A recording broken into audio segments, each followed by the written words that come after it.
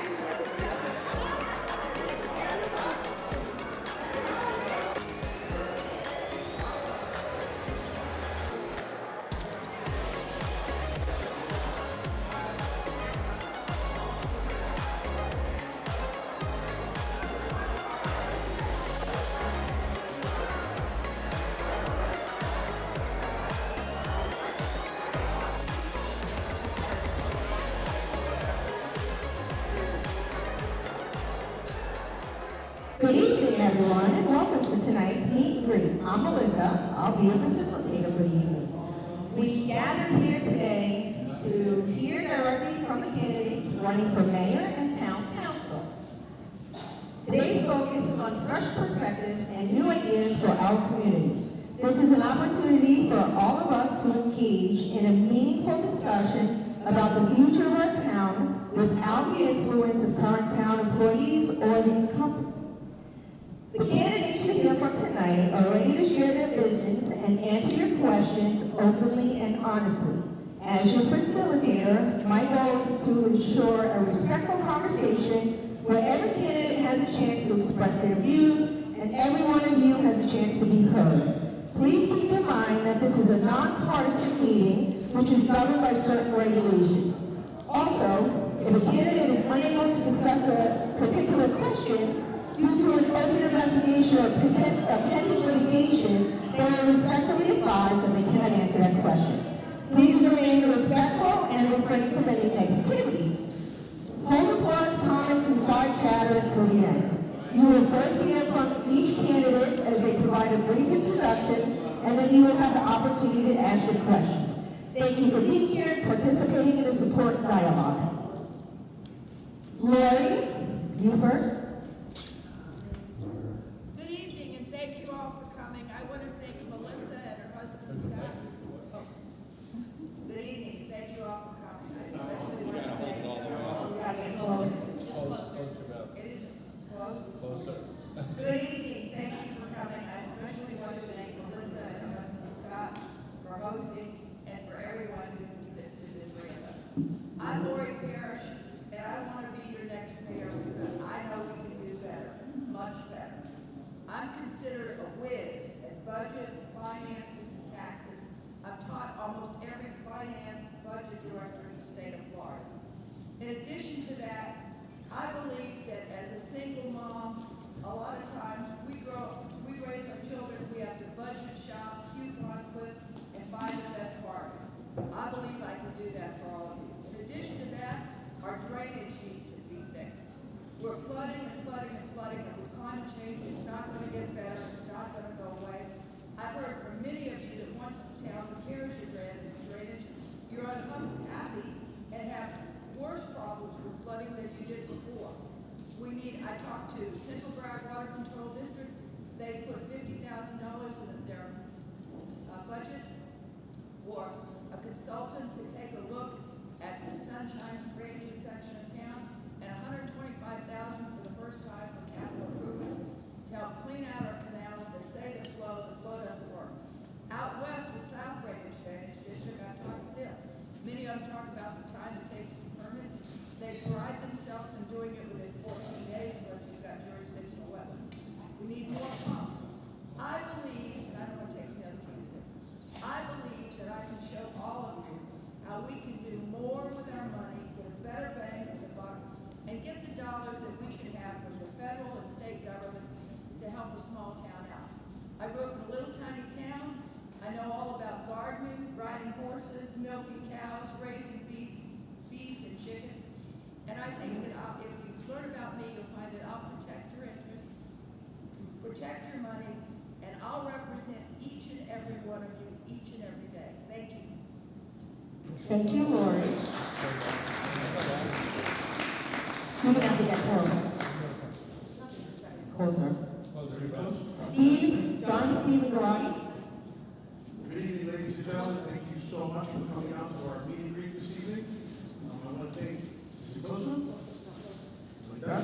Yeah. If I was rapping? There we go. Thank you guys for showing up. It's a pleasure to have every one of our neighbors that we have not met, because we don't get a chance to meet every single person in our community. I've been out here with my wife for 23 years, since the year 2001. My background is in the automotive industry. Ever since I was a kid, I was selling cars. In the auto industry, you learn one thing. You learn how to solve problems. You learn how to provide a product that doesn't create problems for your customer. So, in speaking that, and being in this town for so long, and being involved with many of the issues of this town, I think I can provide a service. I can provide some common sense. Believe me, I know BS when I see it. It's the industry I've been in for 23 years. I run a doggy daycare from home with my wife. A lot of you guys here are my customers.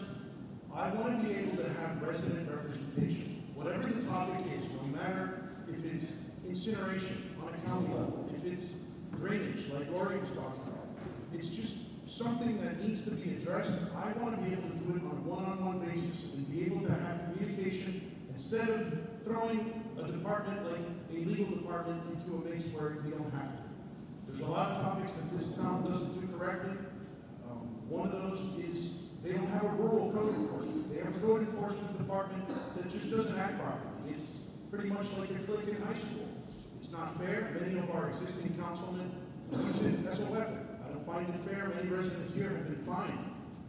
And you know, instead of getting into specifics where we can't speak of things that are in litigation, like Melissa said earlier, I just think in the year 2024, we have such diversity that we can mesh with the agricultural freedoms that we were allowed to have since day one, before the town was formed, to now where you have residents that are having their mega mansions, and there has to be a happy medium for everybody to be able to have representation. That's what this town is all about, is diversity, representation, and I think I can bring a lot of common sense to a town that has not shown much common sense to many people. But I don't want to be a Debbie Downer. Sorry, Debbie, no pun intended. But I'll pass it to you, Doug. Appreciate it. Ladies and gentlemen, Dr. Kevin. Hi, everybody. Thank you all for coming. Melissa and your husband, thanks very much for hosting this. We appreciate it. Don't let the food go to waste. We don't want to take it home with us. So, I served on the council for 12 years already. I was your mayor, your vice mayor, and council member. I got a lot done. Did a lot of good things. Got us the town hall we're in now. Where the farmer's market is today. The reason we can have it is because the fill I got us for there. And then in turn, for the storage of the fill, we got $80,000+ donated to the Ashland Parks Foundation to help improve the parks in town. So I would tell you that there's more to do, more to fix. Code is definitely an issue. I think Lori would be a tremendous help in this. One thing she left out, she's an orchid expert. So if you need anything about orchids, ask Lori. But I believe there's more to get done. I'm here to help. My son, his girlfriend, and a grandbaby at home. So I got a house full along with 2 dogs. So I'm going to be here for a good long time. So look forward to helping you all. Any issues, questions. I'm not one to get any emails. I like phone calls. So if somebody sends me an email, I usually call them, go out and meet with them, see what I can do to help, whatever we can address. So that's the way I play the game. So thank you all for coming out.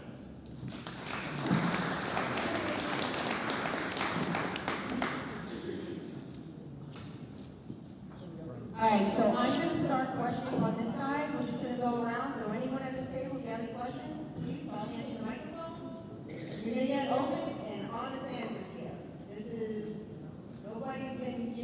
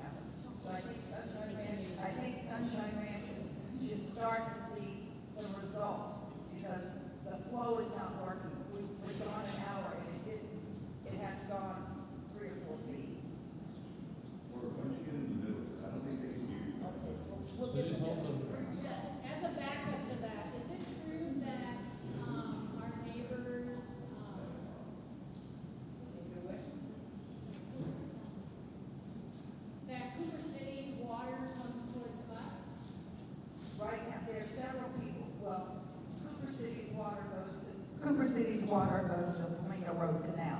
What they're saying ours does is, like, for example, yours flows east on Mustang to Appaloosa, flows south on Appaloosa to Old Sheridan Street, flows from Old Sheridan Street east to the Flamingo Road Canal, and then flows north. Now, I don't buy that, do you? It doesn't go, nature doesn't take it that way. Do the other candidates want to add in on that? I'll give you my take on drainage. I live west of Dykes Road, so that would be south for our drainage. The problem that I see with our drainage is that it's a hodgepodge of several projects. I'll tell you, they left the excavators sitting in the middle of the street for 3 years. They have these contractors, which again, the town can't control who they hire. But the problem is you have a hodgepodge network of projects that they want to connect at some point, budget willing. But that could be 10, 15 years from now, that could be 20 years from now, and they don't get finished correctly because they're different contractors operating different agenda items that they got a separate check for. So I think we need to blend it together. I think if we don't have a combined system of drainage, instead of doing multiple projects that cost way more money and take a lot longer to complete, my drainage on 162nd Avenue was started by one contractor, was a total failure. They had to go in and hire another contractor, and we're now looking for funding to finish the drainage on my street on 162nd Avenue. So drainage in this town has not been done properly. I'm not going to fault the town engineer or anything like that, but I think it's a lack of communication and I think a lack of future planning, in my opinion. Doug? Thank you. Anybody else at this table have any questions? Yes? Hi, Anna Bernardini. John, I know you mentioned fighting the incinerator, and I'd really like to hear from all of you how you propose to hopefully stop the incinerator, how you propose to encourage zero waste and more recycling in the community. So, stopping the incinerator is a mountainous task. It's going to be a big deal because remember, these things get planned out for years in advance. How can we stop an incinerator? We have to start thinking beyond our lifespans. We have to start recycling. We have to start reusing products. We have to start thinking of the 5-year-old that is going to be in our homes, and his household is the one that we have to worry about, not ours. We won't be here. I'm 50. I'm going to be 90 in 40 years when the garbage plant gets, terminated. So how do you stop an incinerator? It's going to take every bit of argument, but who's going to be the biggest impact is going to be the school kids that are going to educate that person in that household. Listen, we need all the education we can get. We don't really know how to recycle properly because there's rules to it. You can't just throw everything in a recycling bin. So education is key, and honestly speaking, we have to show up. If we're going to stop a mountainous task like incinerator, we have to get together as a community, and we have to go where we get heard. The solid waste authority meetings. Not everybody has the time to do it. There's a bunch of pioneers that go. I'm one of them. I go to all the meetings, but it's going to take a community effort. It's going to take all of us relearning what it is to throw things away. We can't continue on the path we're in because there's not enough landfill space in the entire state of Florida to sustain that type of lifestyle. We've turned into a throwaway society that is unsustainable. So zero waste is the only way. We have to establish a zero waste. I mean, we have an advisory board, we have a task force also that I give my input on a lot of things. But we have to get together, everybody in this room, the kids at school. It's going to take a big effort, but zero waste and recycling is really the only key because there's a number that they're trying to get to. It's a certain percentage.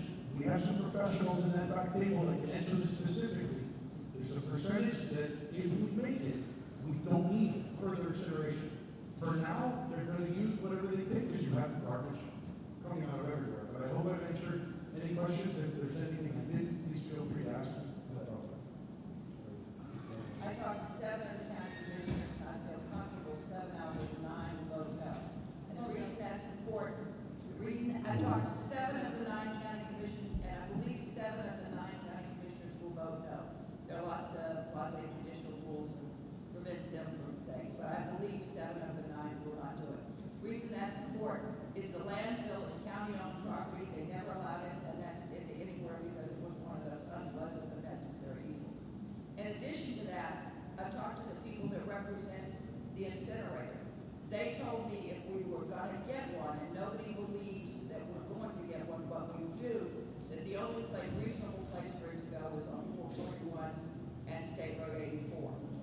The other thing is, all of us need to do a better job of recycling. I think with our bulk pickup, and I don't know if we say one pickup is yard waste, the next pickup is, refrigerators and furniture and that kind of thing. Because I say that 90% of my bulk pickup is 80-pound royal palm fronds that fall we have to get rid of. But we've got to do a better job, and I think we have a zero waste task force and a zero waste advisory board. But I think that they need to teach us more little things. Like, I never rinsed out mayonnaise jars, peanut butter, jelly, hot fudge. Well, somebody told me, run hot water and stick a couple of drops of Dawn, put the lid back on it, shake it up a little, leave it sit there overnight. And I thought, well, what the heck, I'll try. It actually works. But I mean, you gotta find out, and like, we can't recycle Dunkin' Donut cups at Starbucks. But every small task that each one of us learns, and that's what I think they're doing in our homeowners association. They started giving us 3 little bullet points. And I think that's good. We learn a little at a time, and every little bit helps. But we're actually at 31% that showed, and by the way, you should know that they all showed it at the last zero waste meeting. We have the highest garbage rates in the county. Doug? Yeah, so the key is education. If we don't educate not only ourselves, but our kids, our grandkids, if you don't educate them, we're not going to get this problem solved. As far as the incinerator, I don't think it's coming near us now. I know that Doral had a fire on theirs down south. They got, I don't know, hundreds of millions of dollars to build a new one. But I think they're going to be rebuilding down at Doral. But I think we stay on it, and education is the key. So. Thank you. Anybody at this table, questions?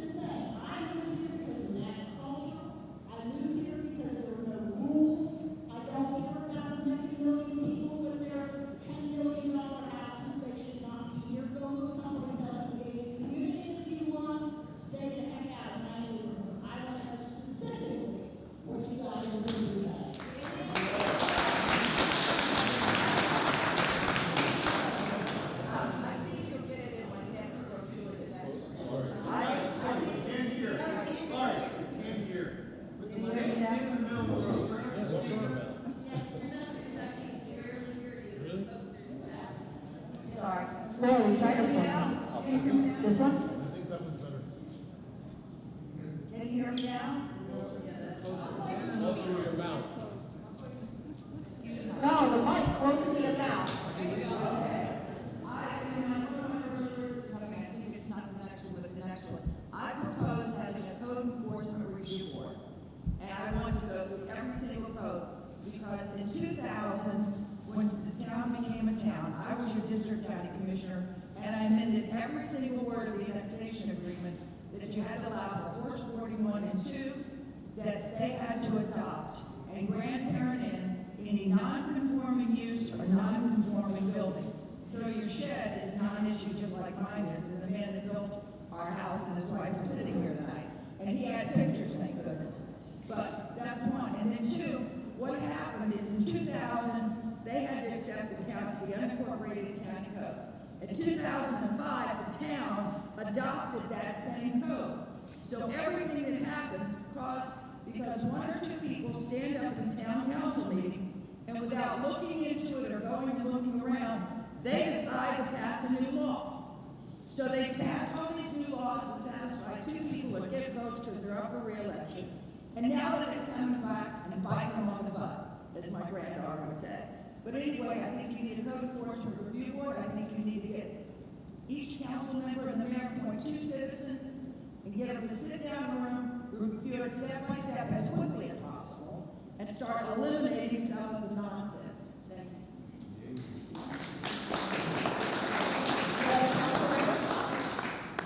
Yeah, you can't top that because she's right on target, so I'm not going to waste your time.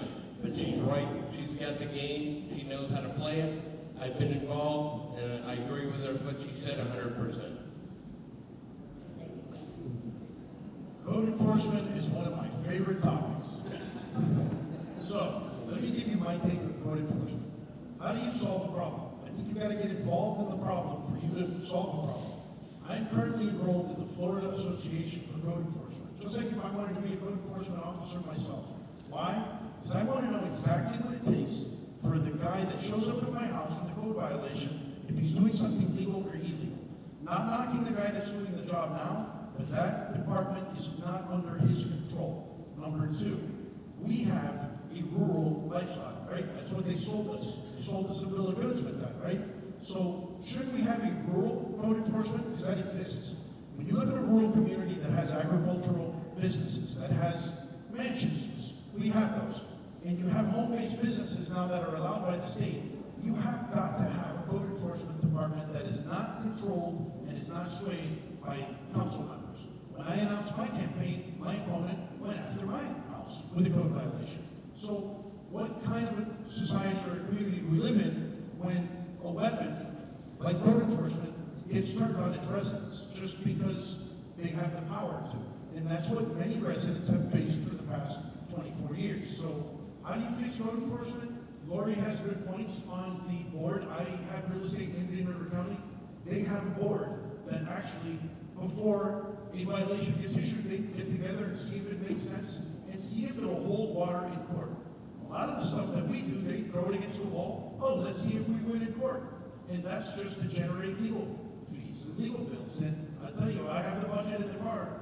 We pay the most legal bills and the highest attorney's fees that I've ever seen, not per hour, but in general, in total, on an annual bill, because that's the system that was designed in the year 2000 for this town. I wasn't part of that because I got here in 01, but I've been through it. So anybody have any specific questions? We can talk about things in litigation, but that is the #1 headache. When I go to every code hearing, I actually go and help the resident to say, come here, let me see what they charge you with. I feel like if I'm in like if I was a bail bond agent, hey, can I help you? Because there's no clarity. There's absolutely there's no rhyme and reason to many of the things they do, and it needs to be correct. Thank you. Thank you. Anybody else at this table? Hi, my name is Lisa. I'm in Rollins. I'm fairly new here, and there's these meetings. I have a question about the town attorney. Here's what I've heard. I don't know for a fact, this is what I've heard, so I would like to be educated. I heard we've had the same town attorney for years. Is that true? I've also heard that he cannot be removed by the citizens of SWRanches. So I want to know how he is able to stay the town attorney for years, and how the citizens of SWRanches cannot vote who we want to represent us. All right, I'm going to jump in real quick because I was on the council for 12 years. It takes 4 votes of the council to get rid of the attorney. That's how it works. It takes 4 votes of the council to get rid of the attorney. So how do we change that?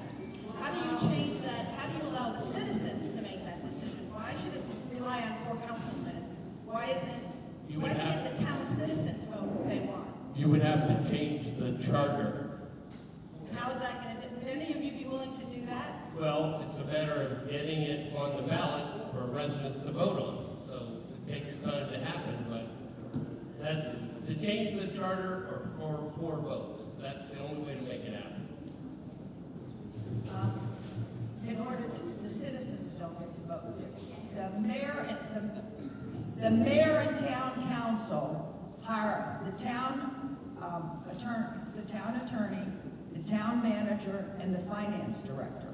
And if you want to get rid of any of those people, it takes a 4-to-1 vote. Now, if you don't like the people and how they're voting, then you need to change the mayor and town council.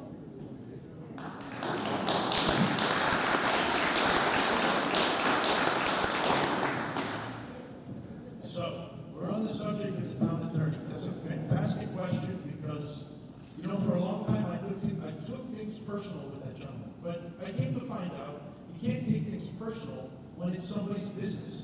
His business is to be our town attorney by contract.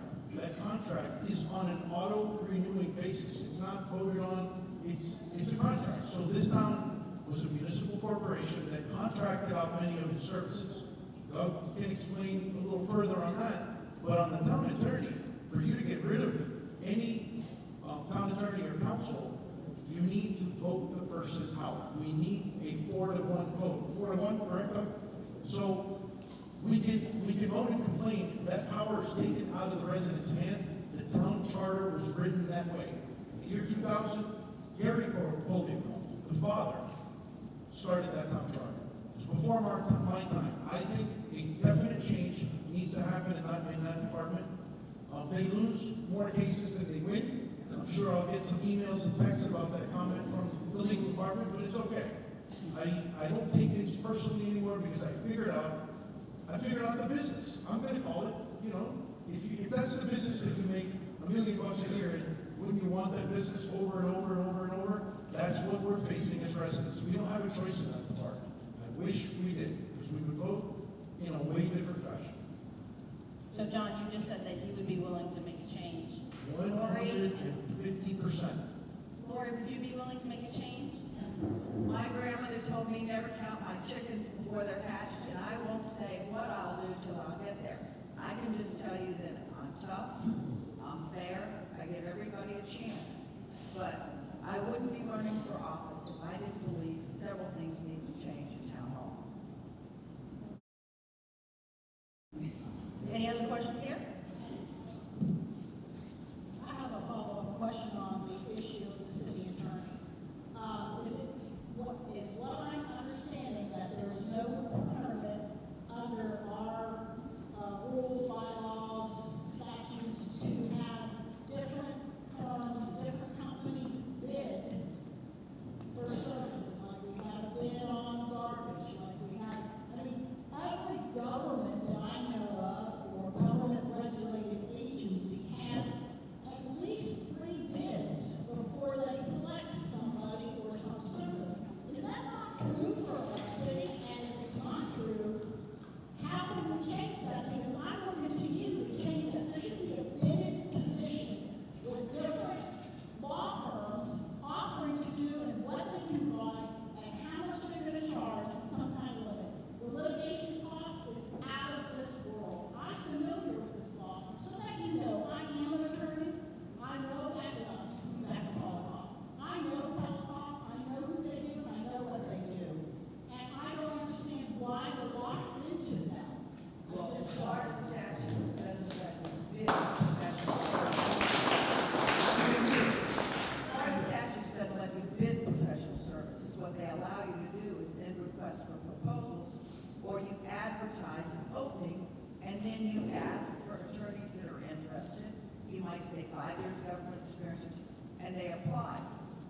That, it's not just the attorney's job. We advertise and bid very little. When the new town administrator and the new town clerk were bid, they promoted within, which I'm a big fan of, but I think you should advertise. We don't do that very often. But those are things to consider. I mean, we don't bid, we don't advertise job openings, and everybody, you can put out a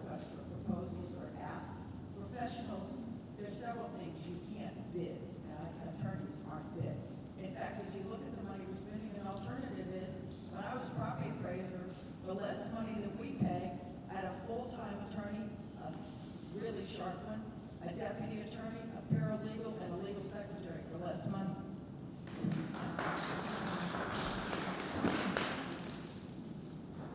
So, in answering your question of why don't we bid it out, see, the town charter, and it all is going to go back to the town charter. Lori's going to have the insight on the professional services, which you can and cannot do, but I'm going to tell you from a layman's terms, this town really is controlled from the inside out. The councilmen are used as pawns, and I'm going to tell you just from my personal opinion, from the direction of the legal department. Now, why can't we just have a normal, Weston doesn't pay $600,000-$700,000 for legal bills because they don't run the town the way we do. You have to dig into the town to see why our setup is what it is and why it started where it is. And I'm not the rumor spreading type because, that's just not good to do. But let me tell you something. Read our town charter. Look at the contract that government law group has with the town. And I think I have a copy. I will gladly email it out, and I think Mike might have that. But it's self-explanatory. It's a controlled, don't look at it, don't question it. It's carte blanche. Whatever, we lost the lawsuit for $2 million. We had to settle it down to $700,000. Everybody got paid. We had to pay that bill. We lost, and we paid the town attorney, and we also paid Pembroke Mines. But the town charter directs the government law group contract, which is only about town attorney's law firm. The $2 million we residents pay for this attorney, for this garbage and bullshit litigation. Right? That's what we pay. And we continue. And there's another pending 4 or 5 other lawsuits, okay, that we will have to pay again. And when is this going to end? This targeting, this manipulation, all of it. What they've done to me is despicable, but there's a lot of other people that they've done a lot of bad things to you. Well, that's why we're here today, so I have a question here. Hi, good evening. My question is for Mrs. Barry. I read Mrs. Barry.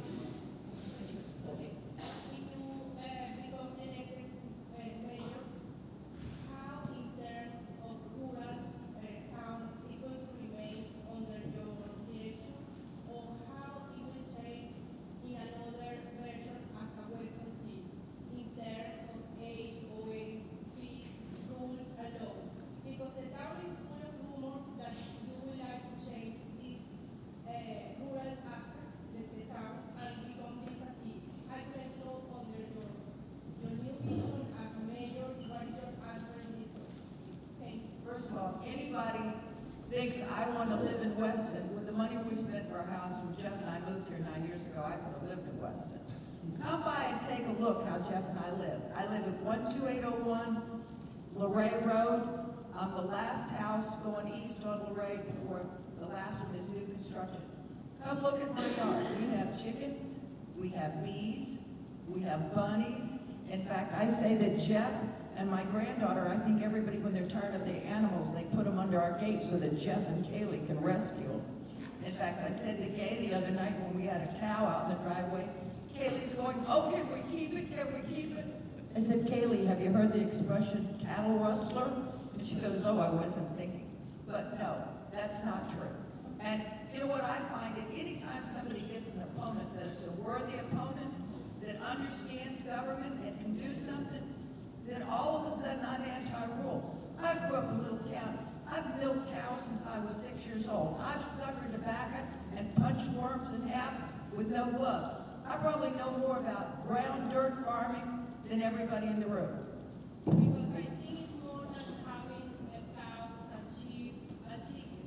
I'm talking in regards of new rules as having 2 or 3 parties per year, having 8 or 8 fees that doesn't work in this kind of city. I lived in Weston for 10 years. We were full of fees for everything. Fines for having high fees or different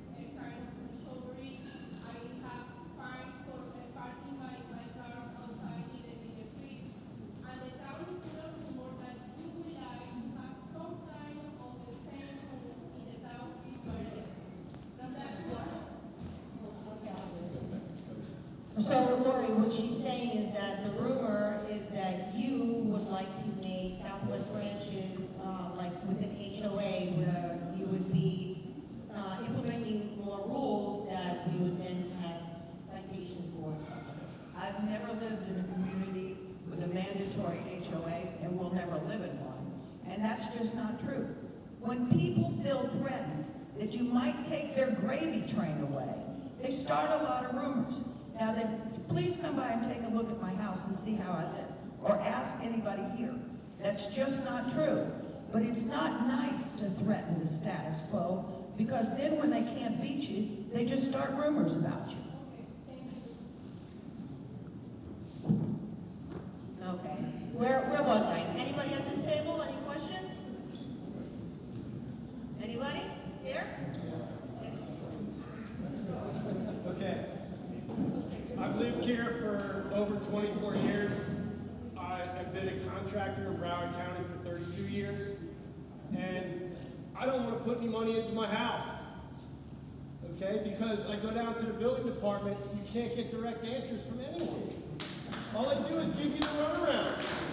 And on top of it, they don't run this town like a business. Correct. Why not? Why do we have the same attorney all these years? Because it's a who you know place. It's not a what you know place. You know these people that I come across, and I don't have any fines on my house, thank God, because I don't want to hardly do anything to it. Okay? And God knows it's paid for, got plenty of money to do it. But I don't want to because I think it's a waste of my time. Okay, I can draw up the plans, everything I need to do. The drainage problem in Southwest in Sunshine Ranches is because that side is 2 foot lower than this side. It's simple. Okay? If you don't dig these canals deeper, okay, and create your own percolation on your own property, it ain't gonna drain. I can go to any property. I could do a better job managing this town than the city manager here. It's a joke. It's a joke. And that guy's been here for what, 8, 10 years? Huh, Doug? How long's he been here? He's been here since you've been there. And it's like, I don't mean to, I'm not trying to be pissed at you or direct, but the fact is there's no accountability. Okay, I could never run my little rinky-dink business, okay, this way. I would have never made money, and I went out there to pour concrete for a living, do real work, digging holes.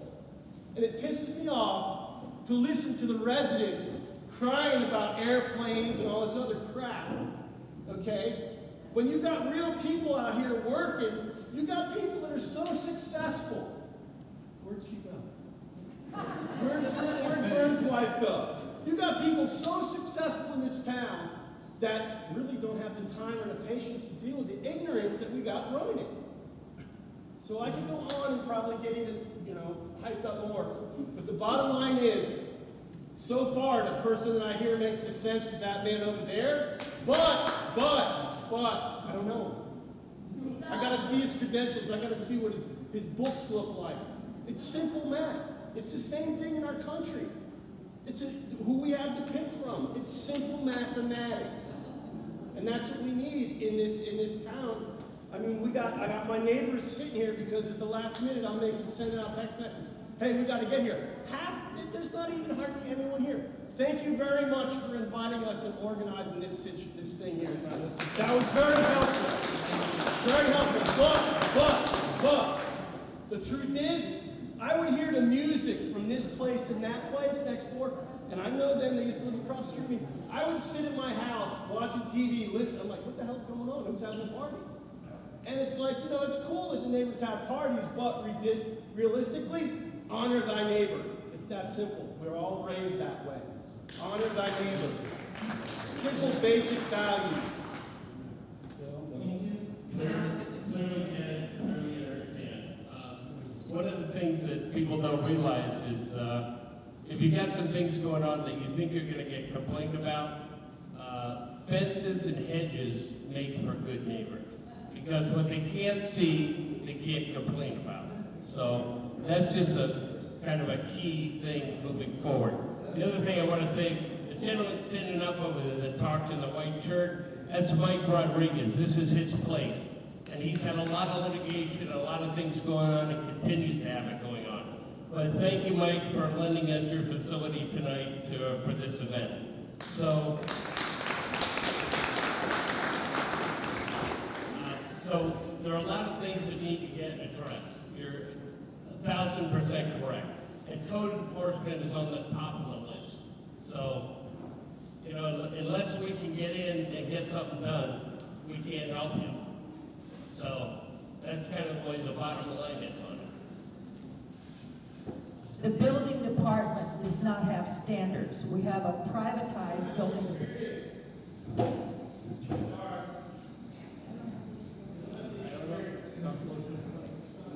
We have a contract for a building department with CAP services. It's a contract. There's no performance standards within it. They've had a contract for a long time. I've been told by contractors that, and I've been told by residents, that they can't get a permit in time. And what happens is the price they got for construction, it takes over 6 months. So they lose their subcontractors' prices and had to borrow $52,000. If we're going, we need to take a look to determine how much would it cost for us to do our own versus how much we're paying now. In addition to that, if they want to keep the government contract, we need to put some performance standards. That all permits should be issued within 30 days. We can take that over ourselves. Well, if we don't, okay, but you could say that, but, Building a house is nothing. okay. It's easy. But we need, Complicated. You've got too many people in there that been there too long that don't have accountability for what they're doing. I should generally go in there and ask anyone in that town hall, how much is it going to cost for a pool permit, a house permit, addition permit, to put in the driveway? You just get the runaround. okay, but we've talked, listen, the difference is, I don't know how much it would cost to bring it in-house. But it wouldn't matter because taxpayers wouldn't pay for it. It would be because the building costs are all absorbed with building fees. But I don't know the answer to that. It's the same issue as our attorney. Gio Delano Associates is who does our building department, right? I'm sorry, Cap, I'm sorry. They do Pembroke Pines, they do Mary. How many different cities around here? West and 12. So what? Blades County, Okeechobee County. Exactly. And then when these inspectors come out, in my opinion, you're not really doing a proper inspection for the home. They're not.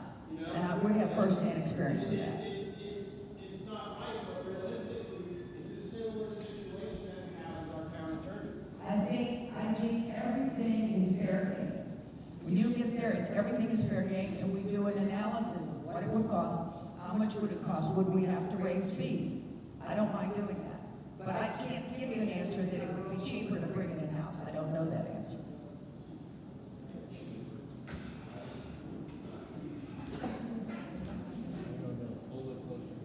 Can you guys hear me? So I'm going to touch on the subject of CAP. I was at the Broward League of Cities, and I had the chance to meet the president of that company. So again, sorry to stand in front of them. That is a contracted service. That is every year. I don't know if it's every year or every 5 years, but CAP does all of the building permits for SWRanches and many other towns, like the town attorney. It is out of our hands. I have seen people get permits issued, and I have seen them get them taken away and get a code violation while they have an existing permit. So it goes back to the incapable system that we're operating right now as our town with building. Well, here, let's go a step further. Our code enforcement, that's not the service we provide, that's a contract also. Julio Medina has a company, it's called Julio Medina LLC. He's under the control of the council through the town attorney. So there's just, when you read the town charter, it all falls back on one department. The town attorney, through the council, directs traffic on every single item, and I'm done with being bullied as a resident of this town, paying $15,000 a year in taxes. For what? What do we get? We have 2 Dodge Rams that we own in an F-150, the town. I think our budget's $9-10 million a year, and we do not run our services as they should. Now, I can stand up here and complain all day long, but what are we going to do about it? What do we have to do as a town, as residents, is vote the people that are going to make and have the cojones, as we say in Spanish, to do the things that have not been done in 24 years. And how do we do it? You gotta vote. You gotta express your opinions. You gotta be able to say what bothers you without the threat of having a code enforcement department give you a code violation just because you spoke out on Facebook. We have all been through a little bit of that, and it's shocking because this is Southwest Ranches. This is the Everglades. This is not Pembroke Pines. This is not Hollandale Beach. It's not Deerfield Beach. It is the Everglades. So we have to have a happy medium with, yes, you got to have some rules, right? Because we're not in Idaho in the middle of the mountain ranges, but if we don't have harmony within our residents and have everybody communicating, then what do we have? We just have a bunch of whiners and complainers and a town council that's picking up $13.50 a month or $12.50 a month for absolutely no reason. But I can go on and on about this. Thank you. Doug, did you want to add to that? You want to add to that? Yeah, the issue is clearly cap governance, an independent contract, code enforcement is an independent contract, and all those can be brought up to be reviewed and readdressed. So you can put it back out, you can do all kinds of things. So there's options there. But you gotta get a council in there that's gonna make those calls and bring it forward to address it. Thank you. Let me pass over here. Just want to say I'm happy we live all the way as west as you can go off the road. We've been out here 33 years. Can you hear me? Been out here 33 years and still incorporated for Lauderdale back then, and we've seen a lot of different things. But I want to agree 100% with Lori and Doug, I believe, and I actually agree. We need a code enforcement review board. I mean, we need to agree that, okay, this is rural community, that's why most of us moved down here, that's what we want.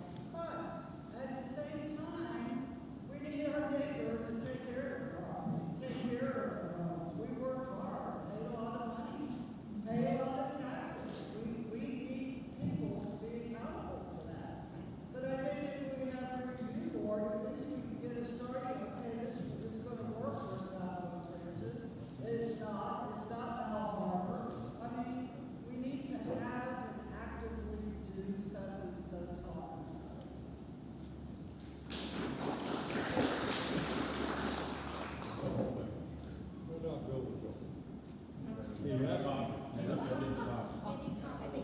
Oh, that's what he needs. Okay, let me talk about code enforcement.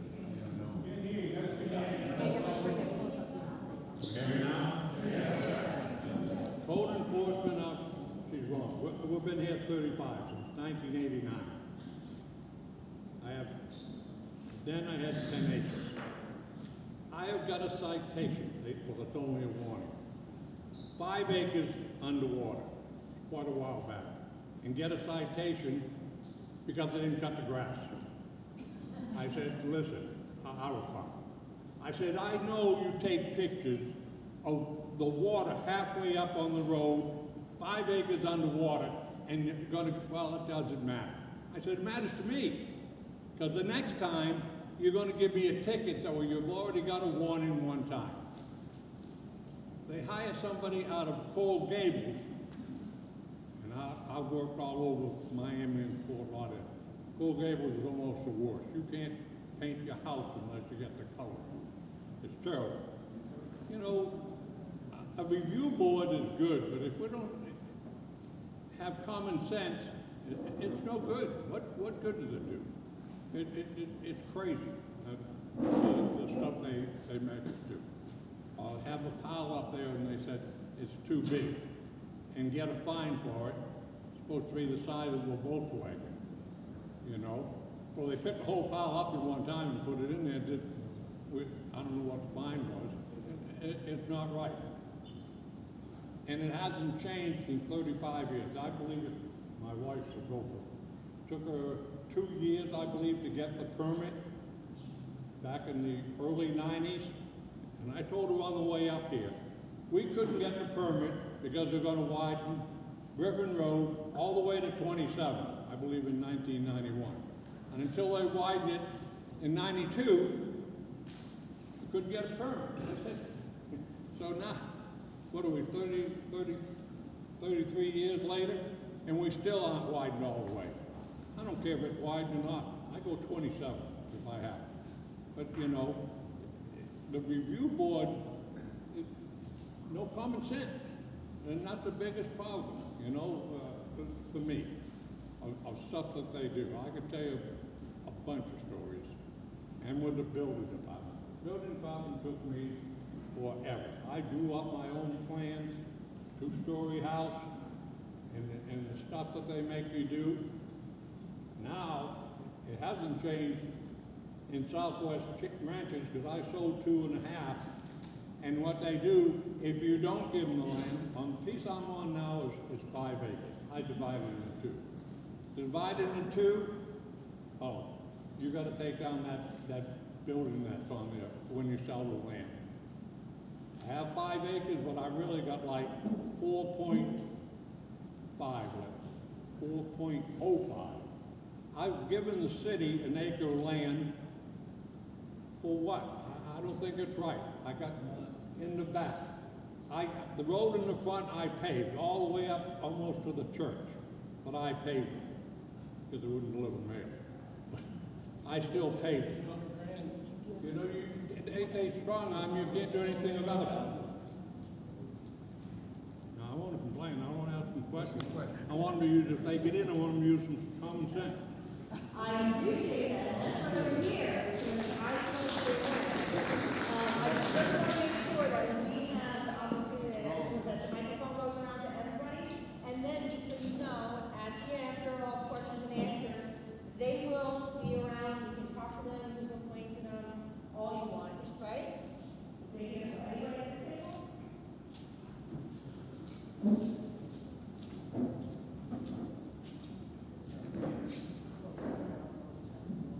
Yes, good evening. Okay. Yeah, you know, in the past, there have been council members that have vindictively reported.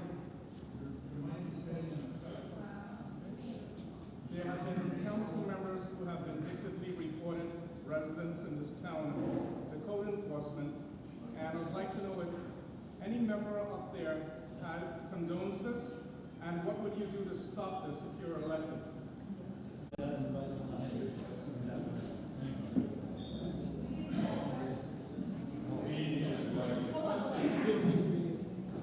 He's there. Can you hear me? Yeah. No? No, it was turned off. Okay. His question was about code enforcement. And that if any of you up there condone the weaponization of council members to residents, using code enforcement against the residents. I'll answer that.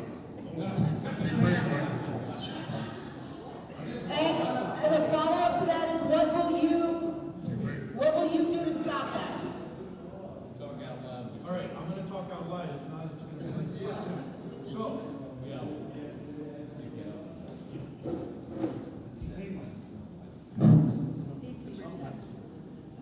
So this town is famous for councilmen filing complaints. It's happened to me personally, filing complaints against their neighbors. Rather than knocking on a door saying, hey, you know what, kid? Call me a kid. Your wall has a small thing I don't like. Instead of throwing you to the wolves, why don't you go paint your house, paint your fence? If you don't communicate with your neighbors, what sort of a neighborhood do we have? So when it comes to code enforcement, weaponizing and putting a resident through hiring attorneys with something that can be solved by simple communication. Hey, you know what? Prior to us issuing a violation, why don't you come on in, let's discuss something with you. But this town doesn't believe in that. This town believes in throw the violations, let's bill the resident, and we'll fix the problem later. But what they seem to not realize is, okay, you weaponize code enforcement by having a councilman make the complaint because they don't want to put their name on it. So what do? Did you fix the problem? Did you fix the eyesore that you think is bothering you? No, all you did is created him a legal problem that he's got to spend money on. So weaponizing code enforcement, in the little classes that I signed up for to become a code enforcement officer, the first thing they tell you is it has to hold up in court. and if you put your name, let's say I get elected as a councilman, and I want to make a complaint for Jimmy, right? And they say, put your name on it, because he doesn't want to be on the report, because now you can't stay anonymous. What happens? You have a fake complaint. At the end of the day, you were not first party to the problem. So I feel terrible when that happens to somebody. That's why I attend each and every code enforcement hearing to make sure that everybody gets representation. And I personally go and look at the violation to see if I can help them in any way, as long as it's legal. But I hope that answers your question. Steve, tell them how this court works in this town. So Wait, It is wait. unwinnable. Wait, let's hear from the other candidates first, please. Fine. Go there. Can you hear me?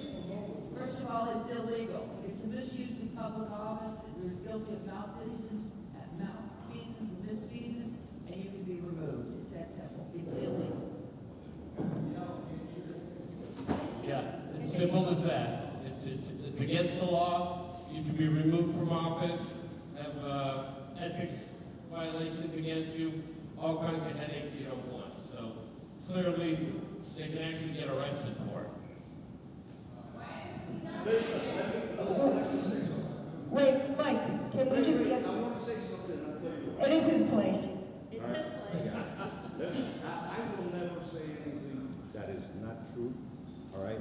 And it's, the way that this town works is a movie, all right? The town attorney in this town controls the magistrate, controls the hearings, controls everything. There is no way in the world that if you get a fine, you will win in that court. I guarantee you.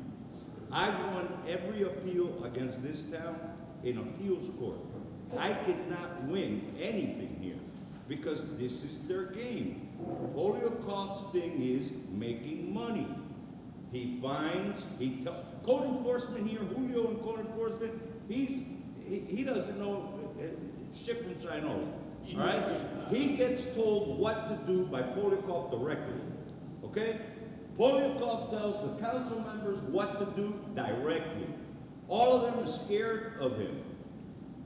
All of them. Nothing works in this town without him saying what to do. Doug was our mayor for what, 10 years? No, 4 years. Yeah, it still happened with Doug. But let me tell you why. Let's keep to the script, please. Wait, let me tell you why. The reason that Doug couldn't do anything about it is because Polyakov's father wrote the town charter. And he handed it to him after he passed away, and that's how Polyakov got into office, okay? Now, what happens with that is you need those 4 votes. How does he keep those 4 votes from coming in? Because he keeps the council members. That's why we need to, listen, the only way we get this thing done is if we vote for all 3 of them to get in. We have to get these people in there so that then we wait and have to get one other person in there to get them out. That's one way to get it. The other way is I'm gonna have them disbarred. And the other way is I'm gonna put them in jail. Those are the 3 ways that we're gonna get rid of Polyakov. And I guarantee you that I am not stopping. I could die, and my family will still go after him for what he's done to me here. Okay? And here's another thing that's very important. Just like you can have a board to see how they're voting, see everything, there's also, you can hire a team to come in, and when Polyakov proposes something, let an independent party review it. Because the other thing that these council members do is that Polyakov brings out 10 or 12 different ordinances. The council member don't ask why he wants these ordinances changed, okay? So what I did is I went to AI and I said, give me every unethical, unscrupulous thing that that Polyakov can do with these ordinances. And then I handed it to them. They don't ask why. Polyakov tells them, I want to change this, sign here. And they go, no problem. No, why? Why are you changing this rule? Why are you changing this law? Why?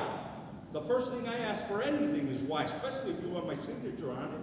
Yeah, but years ago, I remember going to the town meetings when they were giving all those guys, the city manager, and everybody all their raises. That's why. There's no. All right, ladies and gentlemen, let's get away from the back and forth, please. There, have a whole. I hope that was informative. The whole side of the room over here, so it's not so. Well, not the whole party.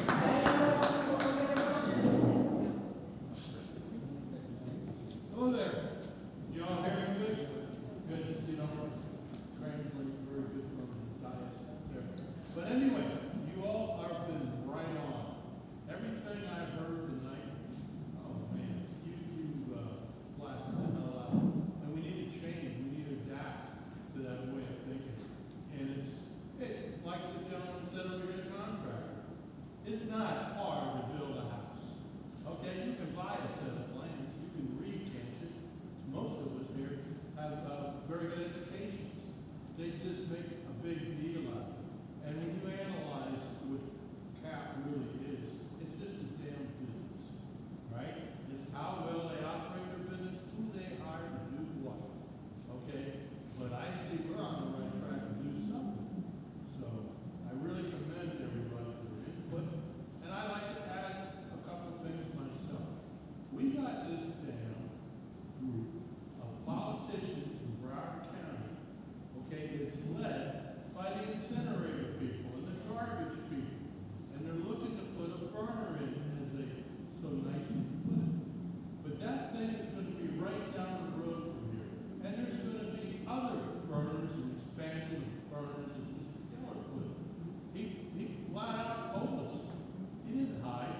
However, okay, he is off balance a little bit, as I like to say, because Mr. Bergeron had a talk with him about how you can do it the other way. He was in the garbage business and has a little idea about what can be pulled out of the garbage and how it can work for all of us.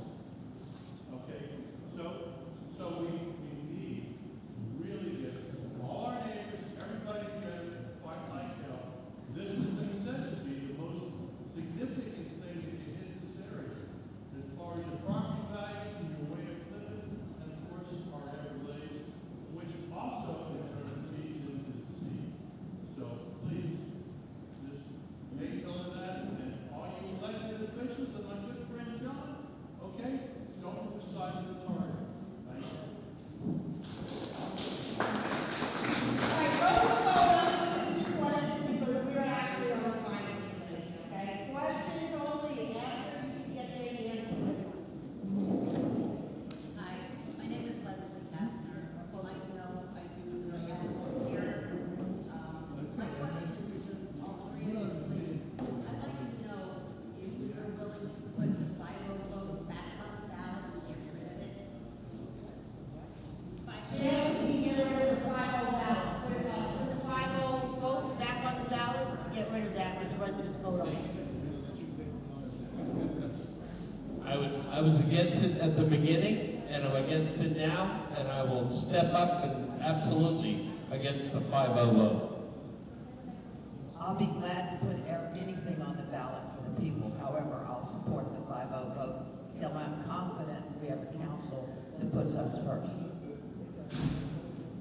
I think regarding the 5-0 vote, until we have a proper council and a proper way of operating a town, a 5-0 vote can go against you. It has its arguments, but I'm going to tell you something. We have got to have a common sense council and a common sense mayor to be able to run a town in a rural environment with residents that come from different walks of life. You have self-employed folks, you have folks that, work 9 to 5 on jobs. So when it comes to voting rights, I mean, that is the most important thing there is. If a council was going to work 5-0, 3-2, or a majority rule, I think the common sense of the council is the most important topic. Thanks.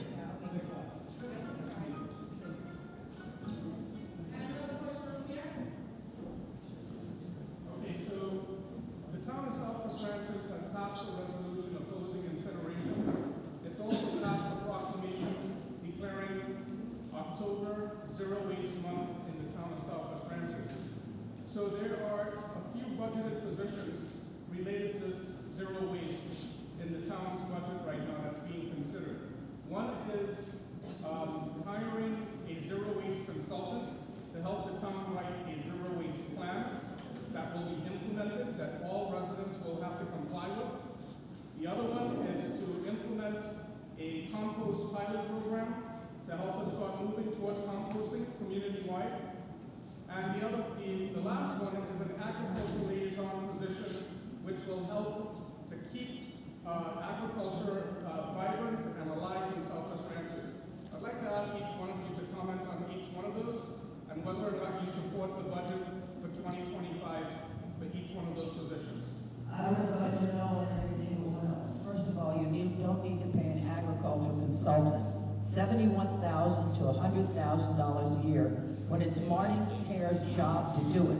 He said he would come to town hall and send his people starting in January every week, whatever is needed, and help everybody complete their applications. So I think it's premature. In addition to that, I think they may have 5 people on the Zero Waste Board right now. The Zero Waste Board is just getting its feet wet. I don't believe in spending $45,000 for another consultant when the Sierra Club, there's the Women's League of Voters. We have Emily Assetti, who works for us, who can apply for a grant for the feds before we spend money to do something that we may very well be entitled to receive a grant from or can get help for others. And let's see, and as far as composting, the only way I would support that if it's competitively bid. I'm tired of no bid trials, whatever it is. In my opinion, you bid it all, you advertise it all, or you RFP it all, and there are no exceptions. I gotta tell you, that was a mouthful. Lori said it all. So why increase the budget for something we can already get and have access to? And as I said in the beginning, education for everybody is the biggest, hardest thing to get done. And you gotta start in the schools, because moving forward, that's where it's gonna come from. So, very good. Richard, that was a great question. So, with the amount of money in the budget, I have the budget in my truck. With the amount of money that we spend as a town with our 2 Dodge Rams and the F-150, that's all we can really account for. Believe me, what you're mentioning to get to this zero waste future of sustainability, we have to have guidance. And the only way you're going to get that guidance is by a professional in that industry. So my point of view, when it comes to spending extra money, let's say the agricultural liaison, I think what Mrs. Parrish is talking about with Marty here is the exemption for agriculture. What Richard is talking about, if I'm saying this correctly, is a liaison within the town to be able to promote what you can and cannot do agriculturally, not just for exemptions on your taxes. It's to be able to communicate with, let's say, code enforcement, let's say, any other resident, to be able to enjoy your agricultural, let's say, an exemption if it's just for property taxes, or a business that is on an agriculturally zoned property. So, to sum it up a little bit, we have more than enough money in a budget, as long as we stop throwing money in the trash on many things that we don't need, like unnecessary legal expenses. We can do every bit of hiring a zero waste planner for that future, but we've got to cut the fat. We've got to trim this budget and do it in a way where we don't lose any services. I mean, we don't have much as it is. Everything is contracted out. So I'm all for a zero waste world. I'm all for an agricultural liaison, as long as we don't overspend on what we're doing right now. But believe me, the budget has the fat to remove it. And Dave Chapels has probably lived here as long as anybody else. Okay, 65 years. I promise you, win, lose, or draw, I'll do the ag, and Gay can tell you I'm better at it than anybody, and I'll do it for free. Now, we've made it to this side of the room. I want to know if everybody can hear me. Yes, we have. A lot of good points have been made, but I hardly can understand any of them. Get rid of these mics. Can everybody talk this loud? Why not? It's up to you. If you want the mic, you take the mic. If you don't, you could be like me and that guy. Questions? How about this? Of course I do. Can you hear me? Yes. Gloria Murphy. Lori, your dessert is delightful. Anyways, I've got a lot of things, but I'm I'm just gonna hit them real quick. The biggest one is the road construction. We've got potholes up our you-know-whats. They say that we're on a 20-year plan to redo the road. 20 years? Come on, is there anything you can do to fix that? 35 years, just to let you know. Pardon me? It's 35. It's 35? Oh. 35. Excuse me. We'll never get to one before we have to start over again. Okay. Okay, contractors, the bidding process. When we had that piece of equipment in front of our yard for a year that didn't work, and we were complaining about the contractor and all, I found out that they require you don't have to pre-qualify. You just go for the lowest bidder. Now that doesn't make sense. They need to pre-qualify before they start giving out these bids. Can you do anything to help that? Sure. Okay. Drainage or canals.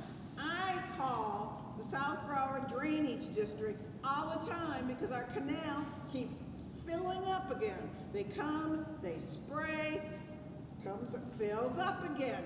Contact our councilman and our mayor. We'll get back with you. No. So I keep calling. In the meantime, our canals are going to be a mess if there's a hurricane. Can you help with that? Oh, the other one is speeders. John, my husband was almost hit by a car on Sterling Road by your house, right in front of one of those big signs. And how many of you have seen a cop pull someone over for speeding? Huh? All minutes early. What street? 172nd, 178. And 166. Well, anyways, yeah, I'm moving to a different street. But the signs haven't worked. The cops, I don't know. I see them sitting together drinking coffee all the time. Sleeping in his car, I've seen him too. You see him sleeping in his car. What can you do about that? That's it, sorry. Anyways, they gotta stop hitting my husband. Let's talk about the police department briefly. That's under contract also. And surprisingly, that was a very large contract. And, you know, we used to have our sheriff's office. Now we have the AVPD. We have a contract that, correct me if I'm saying this incorrectly, was what, 10 years? A 10-year contract binding that long? That doesn't make sense.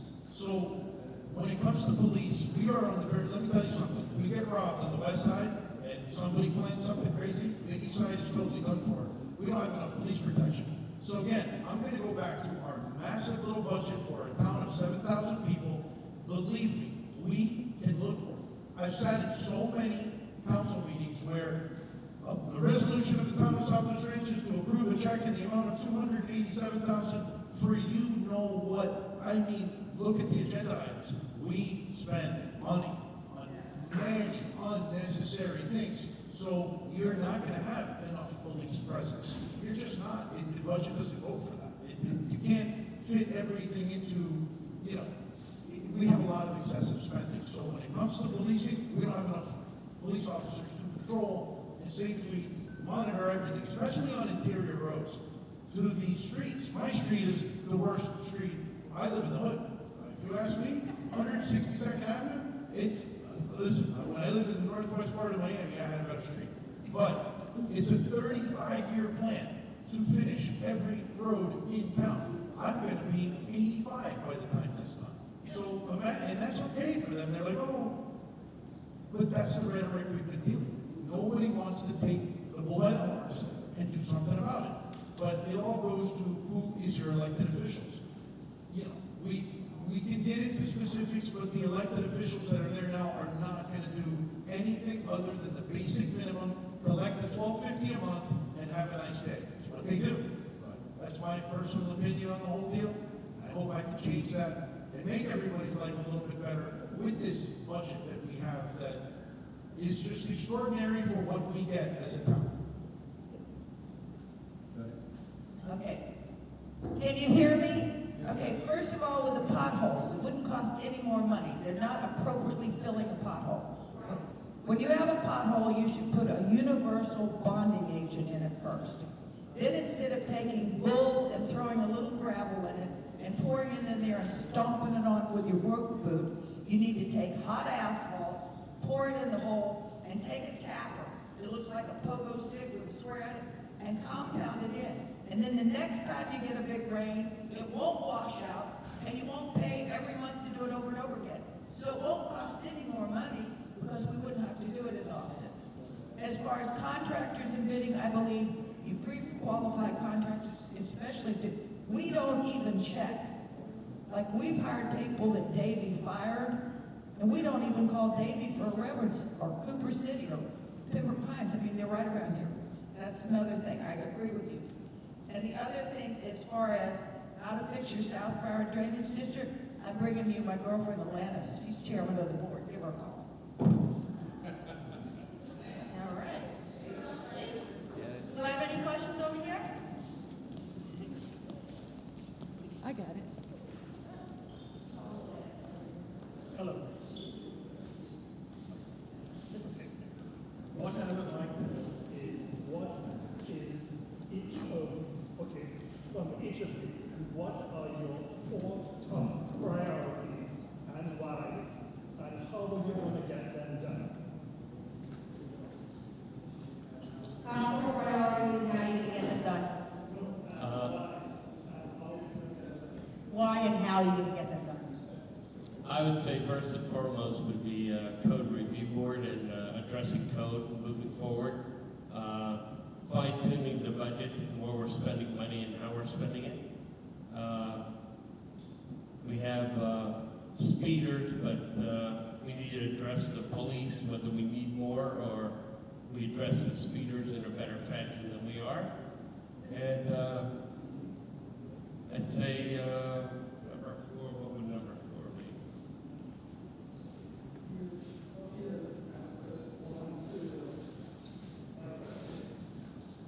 Okay, so you answered the top 4 concerns. He wants to know why are those your concerns and how are you going to address them? Well, first of all, I've already been in office, so I already have a taste for it and kind of see which way and where it's been going. And I've had quite a few phone calls over the last couple of years saying, Doug, you are running again, aren't you? I said, well, if you want me to, I will, so that's why I'm here. So I think there's more to get done. I've done a lot in the past, a lot of good stuff, and I think there's more good things to get done. The code I want. I'm sorry, Doug, he just wants to know if you have a way that you're going to get these things done. Well, you can't do it without the proper council to get voted to get headed in that direction. You can't do it by yourself. Okay, I think code is a big problem. I want a code enforcement review board. I want them to quickly review all the ordinances and recommend those for abolishing. And also, in some small towns, they have a code enforcement review board. You don't go to a magistrate. You go to a board of your peers. But anyway, and how am I going to get that done? I think I've shown you I'm a pretty doggone good debater.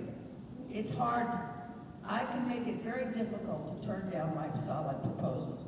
With respect, we need our streets, the drainage, the potholes, and the streets repaired.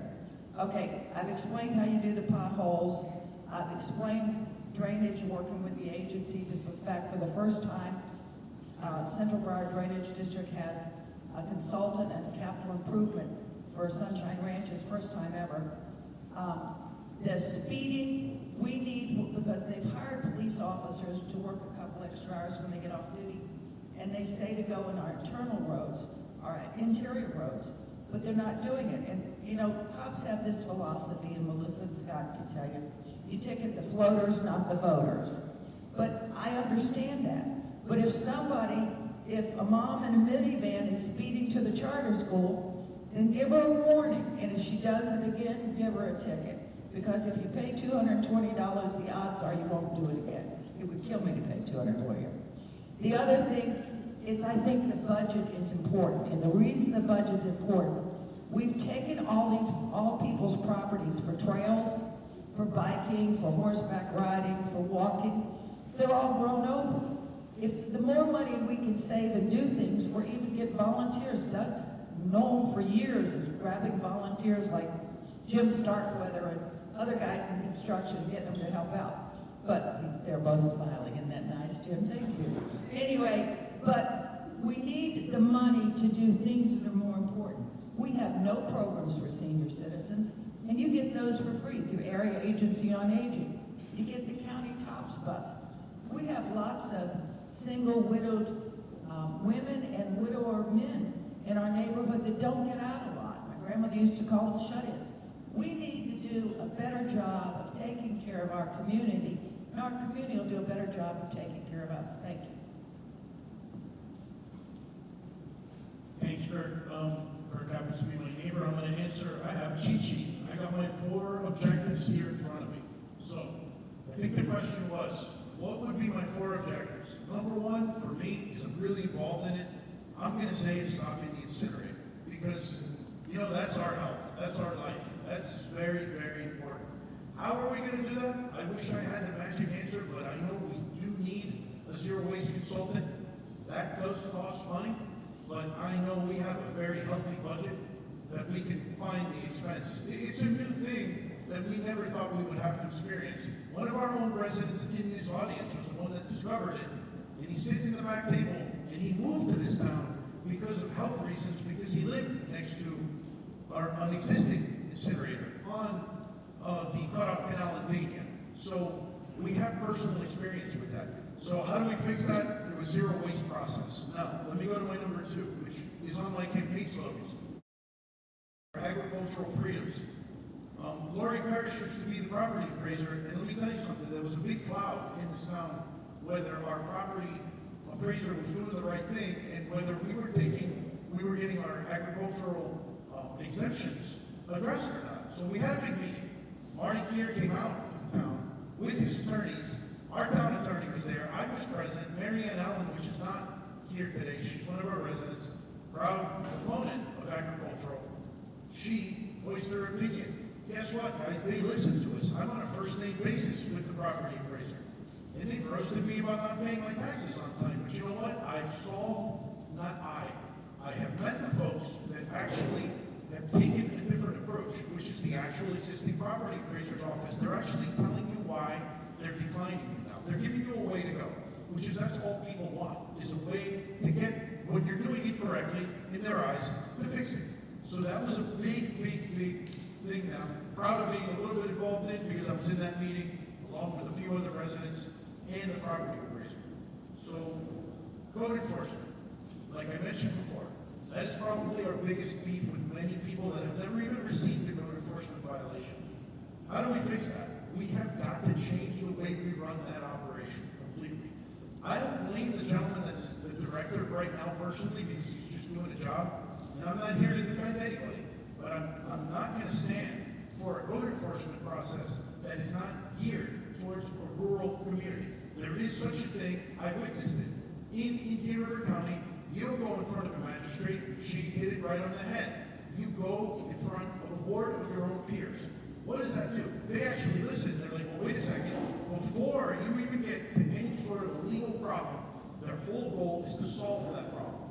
So that's what the Florida Association of Code Enforcement teaches you. It teaches you, all right, where do you live? Do you live in a condo? Do you live in a beachside community? You live in a rural area. You live in a farm community. So have a rural code enforcement. So you've got to apply apples with apples and do that for your code enforcement process. Last but not least, my 4th, transparency in government. It's on my mailer, it's on my flyers. I think if you don't have transparency in government, you don't have no government. You have a bunch of mistruths and a bunch of people lying to your face every two weeks in Thursday night council meetings. How would we fix that? I think by having the right counsel and having the right message and have communication with your residents and having a charter review that puts the resident first. Resident representation is not just what I'm trying to tell you as a speech to get elected. It's what I live by. I want to solve problems. It's what I do in business. My business makes money because I don't let a problem become a problem. You fix it, you solve it. That's how you make money. But when you don't solve problems and you just let everything be status quo, this is when you have an unhealthy environment, when people go against each other, and you have animosity amongst neighbors, and that's not healthy. I hope I answered your question. All right, Kirk has one more question for all three of you. It is, if the city received a $1 million grant for the city, any way that you would want to spend it, on how and why? So if the city received a $1 million grant, usually grants are attached to something, so there's a reason for it. But if I can get grant funding and not spend town money on this solid waste authority incineration problem, that would be the number one thing I would search for. We do have somebody in town that's on the payroll already that already researches grants and federal funding and county funding, state funding. So whatever we need to do let me rephrase. Whatever money we would receive in a grant, I honestly, my biggest thing would be to stop the incinerator because of our health issues. And honestly speaking, we do need to address the drainage and roads, a combination of the two that should have been done in this town this far. When the town of Parkland, in Miami, there's a town just like ours, we use it as a reference. It's called the town of Pinecrest. The town of Pinecrest was formed in 1995, I'm going to say. What's the first thing they did? They addressed their underwater drainage issues. They were underwater. They fixed it. They spent a lot of money. They got federal funding, county, state. They pulled money from under the mattress. But you know what they did? They fixed it. And that's what a real government does. But we don't have that. We just have a hodgepodge of misappropriated funds. And again, I'm just voicing my opinion. It's one of the reasons I want to change the way we think in our local government. We can't change Washington, D.C., but we can surely have a vote in this 7,000 resident community that is our home. It's the Everglades. It's where we breathe at night, you know? So I hope that answers that, Kurt. Jake, if I had $1 million, in fact, until Assad got indicted, I thought I had visions of $1.1 million for the town in new revenue next year. But I would probably, because it's just like he said, strings attached. So the thing I would do is I believe that we have taken people's property, like the gentleman spoke about on 202, taken their property, and in 1994 the state passed a law, use it or lose it. If you don't use those right-of-ways you take in 5 years, you're supposed to give them back. But I believe we need trails for our trail riders. I think we need bikeway paths along those trails, or hiking or walking things. I think we need to do that. And I think we need to live up to the community that we took the property from and finish them up. That's one thing I would do. Yeah, I would think we have to see where the money's needed the most at that time for $1 million and see what we have to address the quickest and the first. So I would think with just a quick review on where it needs to go and what you need to spend it on. Not just throw it at something, just to throw it at something. Thank you. Do I have any questions here? Question? I've been here 65 years, actually plus. So I fought a lot of stuff that was coming into the area long before we ever became a town. I think what a lot of you don't know is that when Laurie Parrish sat on the council, if it wasn't for her, we probably wouldn't exist. Because the council, the county commission, had funds given to each one of the county commissioners, and they could give it to their towns that they represented. She was very supportive of us. She has a whole list of things that she could tell you that she gave to this town. She didn't have to, but she knew that this was special. And when she moved here, I jokingly said to her, "Are you gonna run?" She said, "No, I'm retired, I'm done." But she began to see some of the real problems of this town. And I gave her a list of things I knew. And then she put a list together, and she's up to 56 items that need to be addressed in the charter or in code.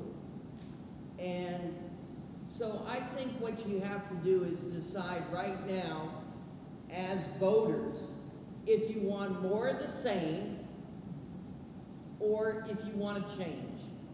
And if you want to put people who have produced something because Doug has done a lot for this town that most of the other elected officials haven't done. And I will tell you, I am his sidekick. I go as a witness. I have for over 15 years.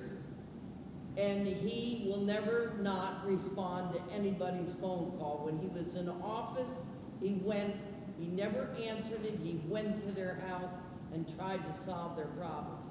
I guarantee you, you can't call any of those council members. I don't get a response. I have to go to town hall. I used to get a response at town hall. I don't anymore. So the bottom line is, either you're gonna get more of the same and it's gonna deteriorate more, or you're gonna try for a change.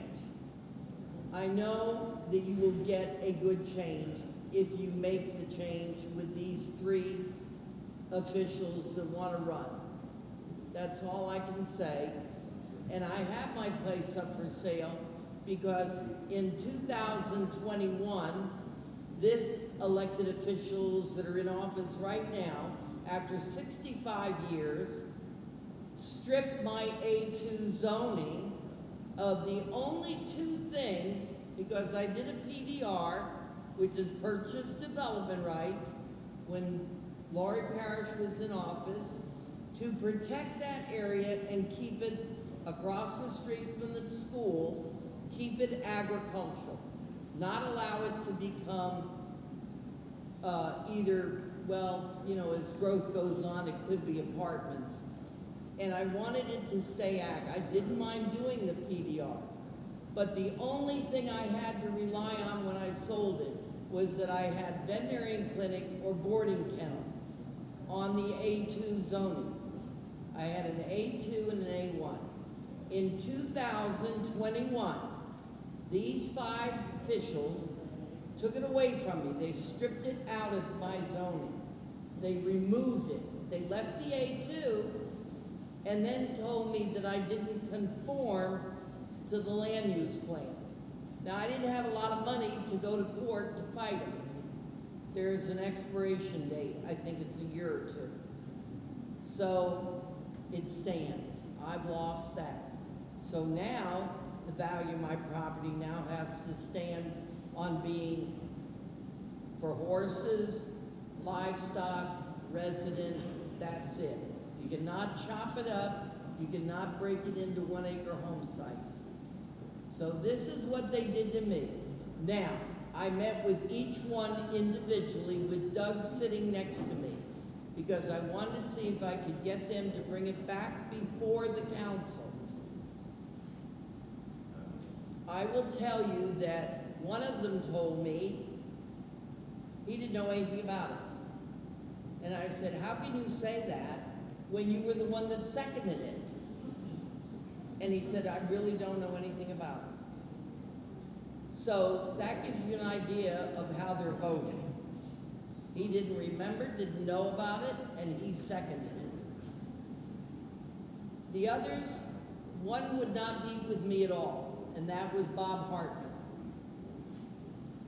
And I would imagine the reason is because he went after his neighbor who had an A1 zoning of 5 acres and was a veterinarian, and after $500,000 and many lawsuits, and 5 years later, the veterinarian won, didn't have to pay the $500,000, but in the interim, 2021, that illustrious council removed the veterinarian clinic out of the A1 zoning, and at the same time went after me. And the only two people that have A2, I think in the whole county now, is Mr. Dykes and myself. And so they stripped it out of Dykes's and mine, who's 2 doors down from me. So that's just a little idea of what these people have been doing. And this is what they did in 4 years. So be aware. It's not going to change. If they stay in office, it will get worse. And they're lining up to do a lot more. So, thank you. Do I have any other questions? Anybody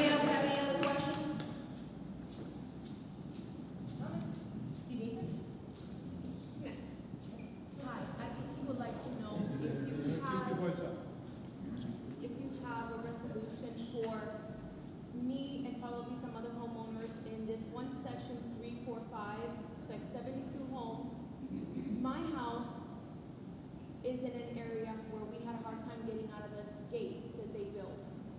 So the town and Doug helped us to solve a lot of the issue with a private gate that they gave us because it was hard for my husband's trucks to get out of the community.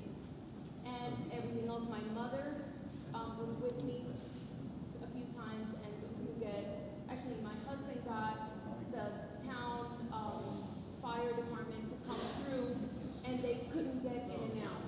And then they said that they, I don't know why, but they said that they did. However, I'm gonna make the question really short. I'm really glad, Lori, because you are for the people and I didn't know you and I really love everything about you. So I wanna thank you for that. But would you have a resolution for a situation for like the association here, they're like condo commanders, all of them. They decide if for instance, I send an email because they have to call you on the gate in order for you to open the door. This is 3, 4, 5. They manage what they want to do. The town doesn't really get involved, or they have someone in the town that is agreeing with their decisions. So right now, I'm in a situation where my daughter had to jump the fence to get in at 1 in the morning because the app did not work. And it has not worked when I get Amazon and other homeowners. The other thing is there's an app they're supposed to give to the entire community. We don't have it. They don't like us because we caused issues because my house is in an area where my home is the only one with an issue. All the other 72 homes don't have an issue with the gate. So my husband has had problems, but I thank the town at that time, the council, for helping us with that situation for the gate. However, if I send them an email, they don't reply. If I tell them that we have problems with the gate, they don't reply. I don't have the app to open the door, but they do call me, and I answer, and I open the door. However, if the app doesn't work and it's raining, the gate doesn't work. The other thing is, they charge every homeowner $100 if you lose the magnet thing to open the, it's like a little paper. It used to be a transponder. We don't get it. I don't get a reply, nothing. So whoever manages the association there, if they decide they don't like you, or you had some words, or you talk to somebody, you're out. They don't care what you pay for taxes. They decide what they want to do for you as a homeowner. I cannot go to the town because the town is going to say, well, that's a small thing. We have other bigger issues. Well, that's why my husband works. He owns a business, and he works for the cities. We work with water and sewer. He doesn't care about that stuff, so we've let it go. However, would you be able to find a solution when I have, like, if I have a problem that they won't be able to answer for me? Would you be able to help us in any way? I don't know, let me look at it. You have to look at it. And I'll call you. Yeah. And then because the HOAs, yeah, you know, I could probably deal with your personal issues, but yeah. HOAs. And then I have to open fire hazard. police officers have had to jump the fence. I might offer you some suggestions on how I might deal with the HOA. They can't get in their gate when it's raining, that means the fire department. The only Do we have any other questions? The only way I could get there was through the golf cart going down the river.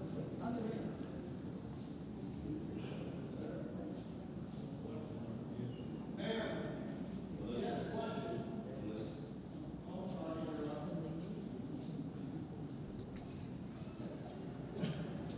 question here, and then, It's just bringing, I don't know, I guess I have to know.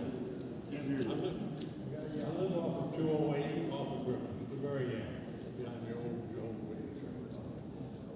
The incinerator, depending on the way the wind blows, when I come out, I got a dock new truck, it's filled with soot.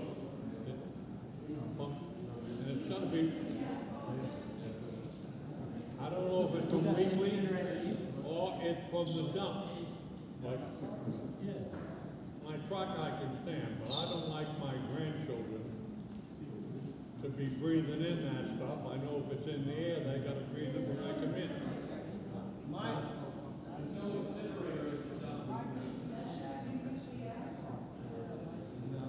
We got an incinerator east of us on 441. It's burning right now. No, I understand. He's asking where all the soot's coming from his house. It doesn't happen all the time, but something's blowing. I mean, it's fine. It's very minimal. But if you get elected, I'll vote for you, so I'll expect you to do something. 1, 2, 3. And one other question over here is, how do you plan on keeping the lifestyle that we all moved here for, the rural lifestyle? How do you plan? Hey, I wasn't rude to any of you. Sorry. So, how do you plan on keeping that rural lifestyle for those of us that moved here for it? In what sense? Meaning, in a code enforcement sense, so if you don't have a rural code enforcement department, there's really no way to maintain a rural lifestyle. You're going to have rules applied that don't really belong in a rural area. But you have painted your fence. I thought we were on a farm. You got to apply apples to apples. So for us to stay, and they overdo this word rural, like you have no idea. They think it's cute. Oh, we have a rural lifestyle, yet they stick all the code enforcement dogs on you. That's not how a farm operation or a agricultural community lives. So how do you fix that? I think I'm going to go back to what I keep saying. You got to vote in people that think like us ranchers, us farmers, us Everglades residents, that when there was no town of SWRanches, all you relied on was your next door neighbor. The guy that had the trailer, the guy that had the truck. When a natural disaster happened, you relied on your next door neighbor for something. Yes? So, Lori, you mentioned something about, and I couldn't hear everything you said, but, so I have livestock, I have horses. And you had said something about, you can't get an ag unless you have 2 horses or more on so many acres. I heard you say something you were going to back that. So my question is, for people that don't have a large barn and they're not boarding, horses and all that, why can't, if we're keeping it rural, why can't the people that have livestock, 1 or 2, family animals like you have chickens or whatever, would you guys be willing to try? There was somebody at one point that said they were going to try to get some kind of tax. You can't receive an agricultural classification, and it's on the land only, unless you have a commercial business. I have 8,000 orchids. I might give you one, but I would never sell you one. So I'm not commercial. I have chickens. We don't sell the eggs. We give them to our friends. We do bees. I give away the honey. But what they do in Davie, and what Doug just said, is a hobby farm. In Davie, you can register and you get a little sign that's a hobby farm and you have the best practices. The other thing, we need to create an agrarian committee. They have one in Davie. They changed their charter. Because here we say equestrian community, and then we don't make safe places for our horseback riders to ride. But I believe I've wanted a garden club for years. I think we should start gardening. And I think if you garden, you can think about zero waste too. Because when I learned to compost was through taking the master gardening classes. So I think the two kind of go hand in hand. And I've got a friend, I keep bees. One of our neighbors is an expert at it. But I think we could do beekeeping and things that all of us could do. I mean, it's kind of fun to have your own honey and your own eggs and your own vegetables. But I think there's lots of things we could do, including like an old-fashioned 4th of July parade where the kids decorate their dogs and bicycles and march along the streets. Anyway, thanks. Thank you. So, what we're going to do now is I just want to thank you all for being here, okay?